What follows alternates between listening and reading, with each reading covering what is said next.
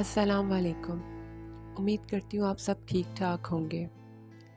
आज की जो कहानी है वो एक ऐसी औरत की कहानी है जो अपनी कामयाब शादीशुदा ज़िंदगी और ख़ूबसूरत घर पर फ़ख्र करती थी। ताहम ज़िंदगी के एक गैर मुतवक्का मोड़ पर उसे अपनी नीयत और आमाल के नताइज का सामना करना पड़ता है। तो चले आइए बढ़ते हैं कहानी की तरफ। मैंने घड़ी में वक्त देखा, 2:40 हो चुके थे। समीर के आने में 5 मिनट ही बाकी थे। फिर मैंने एक निगाह खाने की मेज़ पर डाली। हर चीज़ तैयार और मुकम्मल थी, बिल्कुल मेरी ज़ात की तरह। साफ़ सुथरी खूबसूरत मेज़, नफीस और कीमती बर्तन, हर चीज़ से कामलियत छलक रही थी, जो मेरी ज़ात का खासा भी है। खाने की मेज़ के बाद मैंने एक निगाह खुद पर डाली। मैं खुद भी मोंगिया रंग के लिबास में नहा धो के हल्का मेकअप करके बहुत खूबसूरत लग रही हूँ। जुम्मे के दिन समीर खाना घर में खाते हैं, इसलिए मैंने खाने पर ख़ास एहतमाम कर रखा था। एक एक चीज़ पर मैं तवज्जो देती हूँ। मेरा छोटा सा घर मेरी खूबसूरत और बहुत बड़ी सी जन्नत है, जिससे मुझे बहुत प्यार है। और समझदार हर औरत को अपने घर से मोहब्बत होती है, लेकिन इन औरतों को कुछ ज़्यादा ही होती है, जो बहुत मेहनत और जद्दोजहद के बाद अपना घर बनाती हैं। और मेरा शुमार भी इन्हीं औरतों में होता है। समीर मेरी फुप्पीज़ाद भी है। शादी के फ़ौरन बाद ही समीर ने मेरे मशवरे से अपनी तनख्वाह के एक बड़े हिस्से की कमेटी डाल ली थी। पूरा महीना खींच कर गुजारना पड़ता था। मैंने तब कपड़े बनवाना तो छोड़ ही दिए थे। वैसे भी हर चीज़ में बचत की, और तब जब कमेटी निकली मैंने अपने जेवर बेचे और बाकी कमेटी और समीर के बैंक बैलेंस से हमारा खूबसूरत सा घर बना। तभी तो मुझे अपने घर से बहुत ज़्यादा मोहब्बत है। इस घर के एक एक कोने को मैंने मोहब्बत से संवारा है। मेरा घर मेरी जन्नत है, जिसकी मैं बला शिरकत गैर मालिक हूँ। सिर्फ़ एक कमी है हमारी ज़िंदगी में, और वो है औलाद। जी हाँ, शादी के 9 साल गुजर जाने के बावजूद हम औलाद की नेमत से महरूम हैं, और मुझे मालूम है कि मेरी ज़िंदगी गोद खाली ही रहेगी, क्योंकि कमी समीर में नहीं मुझ में है। जब मुझे अपने वजूद के इस खालीपन का पता चला तो मुझे बहुत दुख हुआ, लेकिन फिर मैंने सोचा कमी मुझ में है तो इसकी सज़ा समीर को क्यों मिले। मैं चाहती थी कि समीर औलाद की खातिर दूसरी शादी कर ले, लेकिन समीर नहीं माने। उन्हें मुझसे भी इतनी ही मोहब्बत है। मैं अपनी जन्नत में मगन बहुत खुश और मुतमईन हूँ। शायद बहुत कम औरतें होती हैं अपनी खुश और मुतमईन ज़िंदगी गुजारने वाली। औलाद ना होने के बावजूद मैं शक जैसी बीमारी से कोसों दूर हूँ।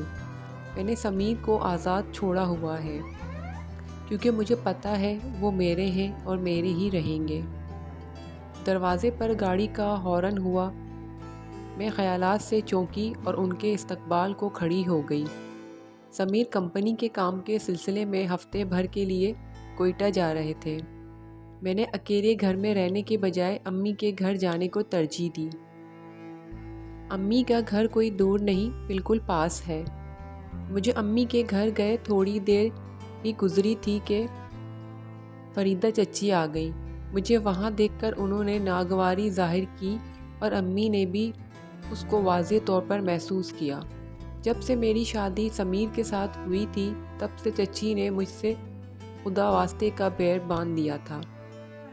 ना बात करती थी, ना कभी मेरे घर आती थी। समीर से भी उससे मुखातिब नहीं होती। आज शाम को हिना की मंगनी की रस्म है, आ जाना तुम। उन्होंने मुकम्मल तौर पर मुझे नज़रअंदाज किया और अम्मी से बात करनी शुरू कर दी। इस रिश्ते के हाँ कर दिया आपने? वो तो उम्र में हिना से भी बहुत बड़ा है, और वो पहले से शादीशुदा भी है। अम्मी को बहुत हैरत हुई थी।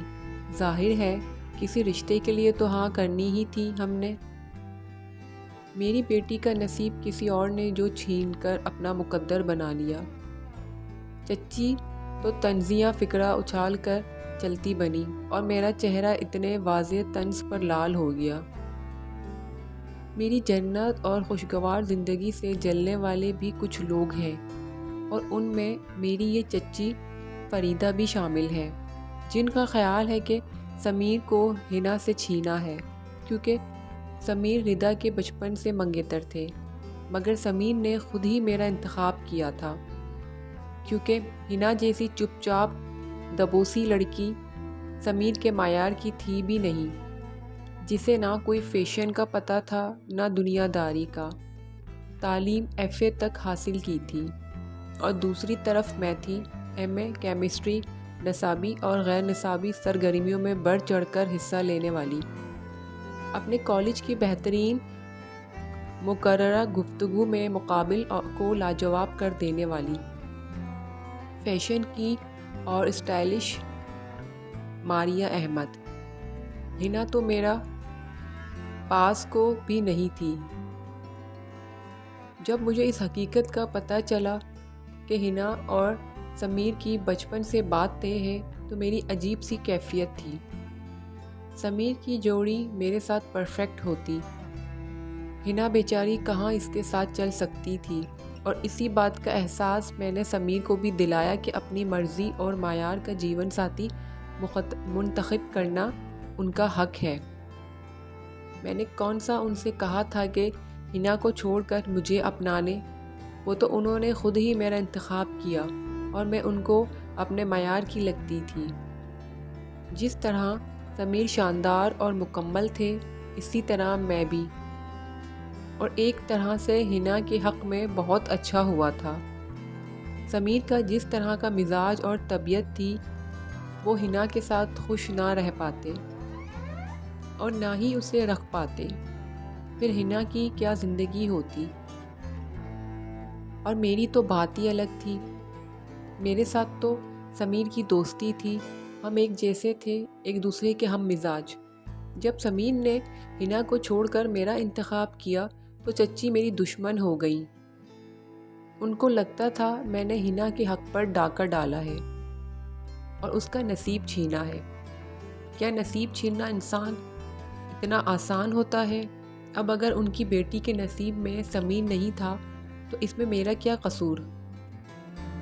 یہ تو خدا کی دین ہے جسے جو چاہے عطا کرے۔ حالانکہ جب مجھے اپنی ماں نہ بن سکنے کا علم ہوا تو میں نے بہت نیک نیتی سے کوشش کی تھی کہ سمیر دوسری شادی کر لیں، اور میرے اس وقت دل میں حنا تھی۔ میں چاہتی تھی کہ سمیر کو شادی کے لیے منا کر میں حنا کا نام لوں گی، وہ تو سمیر شادی کے لیے مانے ہی نہیں، اور میری ساری کوششیں بیکار چلی گئیں۔ یہ تو چچی کی جاہلانہ سوچ ہے جو حنا کی اب تک شادی نہ ہو سکنے کا الزام بھی مجھے ہی دیتی ہیں۔ اب اگر ان کی بیٹی کوئی گن ہی نہیں یا کوئی خوبی ہی نہیں تو اس میں میرا کیا قصور؟ اور اسی لیے سمیر نے اسے چھوڑ کر میرا انتخاب کیا، لیکن اپنے گریبان میں کوئی جھانکتا نہیں۔ وہ بھی دسمبر کی ایک سرد شام تھی۔ حنا کی شادی کو 3 ماہ گزر چکے تھے۔ میں نے اس کی شادی میں غیروں کی طرح شرکت کی تھی۔ ظاہر ہے مجھے بلایا بھی تو غیروں کی طرح تھا۔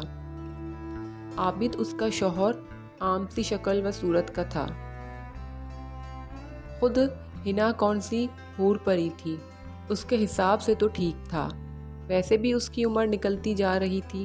اب ہر کسی کا نصیب میرے جیسا تو نہیں ہوتا نا، کہ شادی بھی وقت پر ہو جائے، شوہر بھی خوبصورت اور پڑھا لکھا ہو اور ہر لحاظ سے مکمل، اور اچھی جاب پر ہو، اور گھر بھی جنت جیسا ہو۔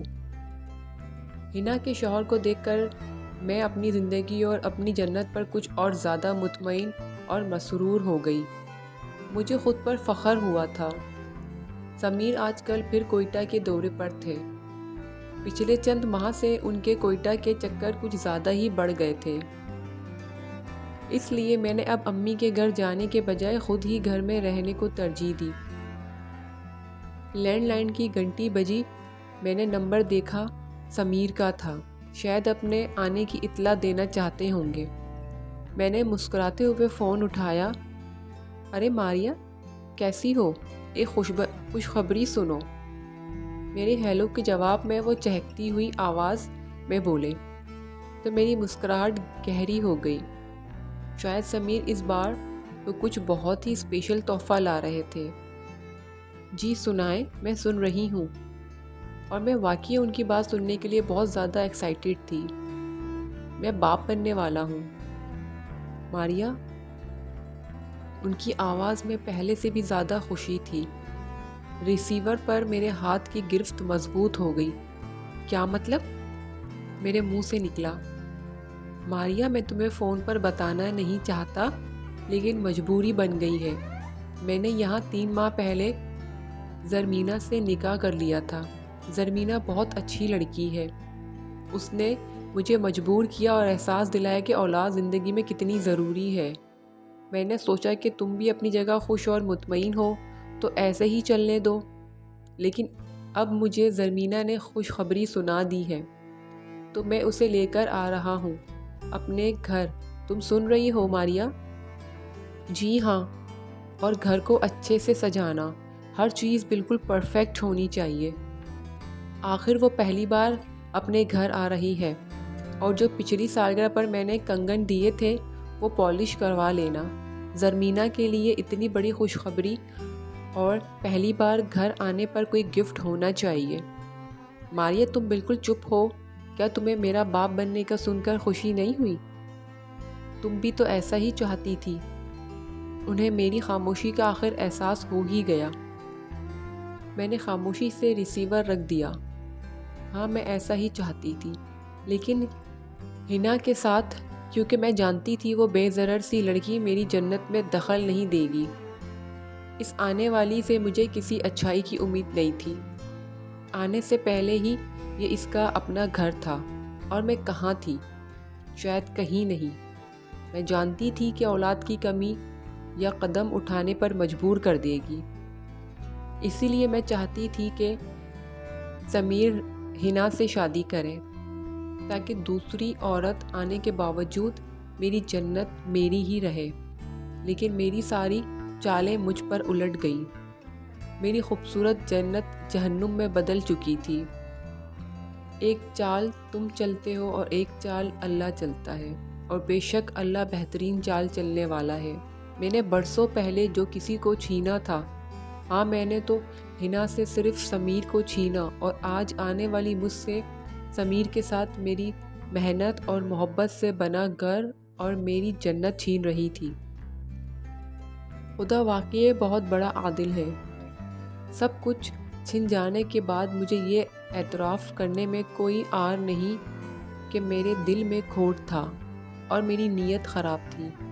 میں خالی دل، خالی ہاتھ کسی کے جنت اور اپنے جہنم سے نکل آئی کہ جلد یا بدیر مجھے یہاں سے بے دخل ہونا ہی تھا۔